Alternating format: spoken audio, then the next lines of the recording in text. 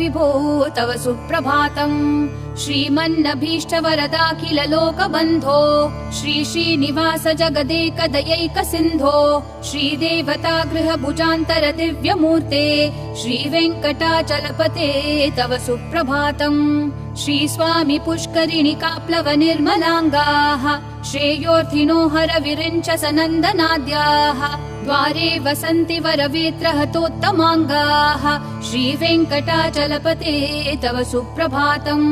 श्रीशेषशैलगरुडाचल वेङ्कटाद्रिनारायणाद्रिवृषभाद्रिवृषादिमुख्याम् आख्याम् त्वदीयवसतेरनिशं वदन्ति श्रीवेङ्कटाचलपते तव सुप्रभातम्।